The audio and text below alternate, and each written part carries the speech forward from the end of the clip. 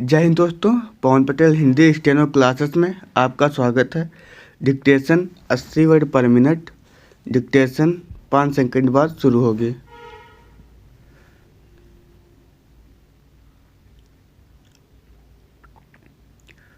Start.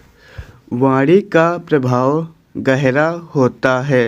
मधुर वाणी के प्रयोग से संबंधों में प्रेम, सहृदयता और आत्मीयता का संचार होता है, जबकि कटु और कर्कश वचन संबंधों में दरार डालते हैं, जिससे झगड़े, मारपीट और दंगों जैसी स्थिति उत्पन्न होती है। कटु वचन का घाव कभी नहीं भरता, जबकि शारीरिक चोटें औषधि से ठीक हो जाती हैं। कटु वाणी का जख्म जीवन भर टीसता रहता है और व्यक्ति बदले की भावना से ग्रस्त हो जाता है।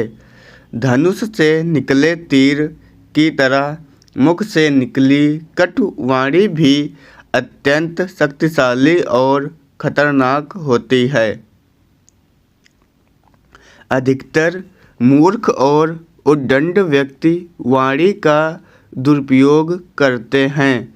वे अपशब्द, कटु और व्यंग्यात्मक वचन बोलकर न केवल अपने जीवन को बल्कि दूसरों के जीवन को भी दुखी करते हैं।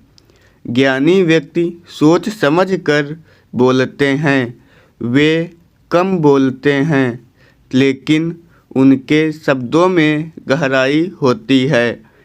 इसलिए मितभाषी होना जीवन के कल्याण का एक महत्वपूर्ण सबक है। वाणी का दुरुपयोग पाप की वृद्धि करता है। कटु वाणी से किसी को कष्ट पहुंचाना अपराध है। मनुष्य का जीवन इस संसार में सीमित है और कब यह समाप्त हो जाए कोई नहीं जानता। इसलिए हमें मधुर वार्तालाप करके प्रेम और मित्रता का संचार करना चाहिए। मधुर वचन एक प्रकार का वशीकरण मंत्र है।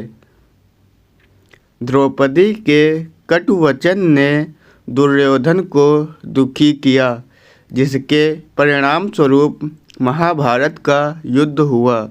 इसी प्रकार माता कैकेयी के कठोर वचन राजा दशरथ की मृत्यु का कारण बने। प्रभु श्री राम को वनवास जाना पड़ा। इस प्रकार वाणी का अत्यधिक महत्व हमें अपने शब्दों का चयन सोच समझकर करना चाहिए।